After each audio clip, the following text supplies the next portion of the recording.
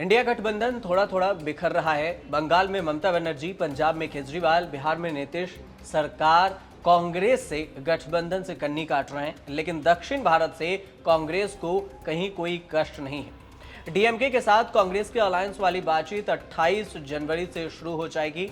Alliance पर बातचीत करने मुकुल वासनिक, अशोक गहलोत, सलमान खुर्शीद वाली अलायंस कमेटी चेन्नई जाएगी और डीएमके मुख्यालय में सीट शेयरिंग पर बातचीत भी करेगी। डीएमके चीफ एमके स्टालिन और राहुल गांधी का दोस्ताना गजब का है। राहुल गांधी ने जब भारत जोड़ो यात्रा शुरू की तब स्टालिन ने कन्याकुमारी आकर राहुल की यात्रा को झंडी दिखाई। स्टालिन की शराफत भी कमाल की है कि डीएमके इंडिया गठबंधन में कांग्रेस के बाद 24 सांसदों के साथ तीसरी सबसे पावरफुल पार्टी भी है, लेकिन स्टालिन ने कभी पीएम की दावेदारी पेश नहीं की, कभी संयोजक चेयरमैन की रेस में शामिल नहीं हुए।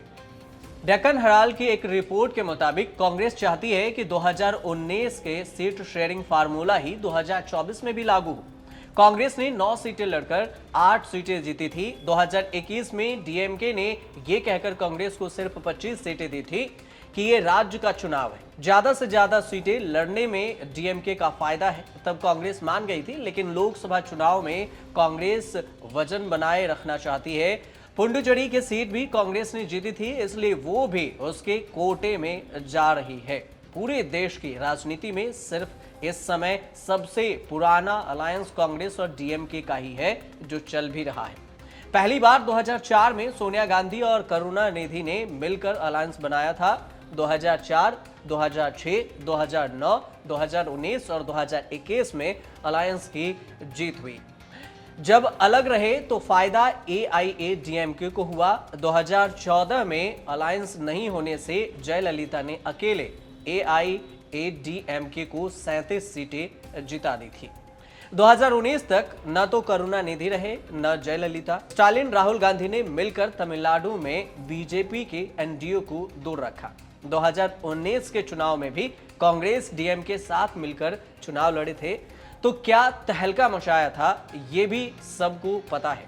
तमिलनाडु में सेकुलर प्रोग्रेसिव अलायंस है, जिसमें डीएमके, कांग्रेस, लेफ्ट के साथ 9 पार्टियां हैं। 39 में से 38 सीटें अलायंस ने जीती थी, अकेले डीएमके ने 24। कांग्रेस ने केरल के बाद सबसे ज्यादा 8 सीटें तमिलनाडु से ही जीती थी। तमिलनाडु में बीजेपी के एनडीए में 11 पार्टी शामिल है, लेकिन बीजेपी को 0 और सहयोगी पार्टी एआईएडीएमके को सिर्फ 1 सीटें ही मिली थी। ऐसे ही धाक 2 साल बाद 2021 में विधानसभा चुनाव हुआ, उसमें भी जमता हुआ दिखा। 234 में से डीएमके कांग्रेस ने मिलकर 151 सीटें जीत ली थी। स्टालिन उसी सरकार की सीएम भी हैं। प्रचंड मोदी लहर के बाद भी तमिलनाडु में दूसरी सबसे प्रभावशाली पार्टी एआईएडीएमके को साथ लेकर भी बीजेपी आज तक कोई कमाल नहीं कर सकी। बीजेपी चाहती थी, लेकिन एआईएडीएमके ने बीजेपी से अलायंस तोड़ा और इसका जश्न भी मनाया। अलायंस तोड़ने का जश्न एआईएडीएमके ने मनाया था। इस बार तमिलनाडु में बीजेपी के साथ कोई दमदार सहयोगी नहीं है। स्टालिन खुलेआम कहते हैं कि तमिलनाडु के लोगों ने कभी मोदी के लिए वोट नहीं डाला, आगे भी नहीं डालेंगे।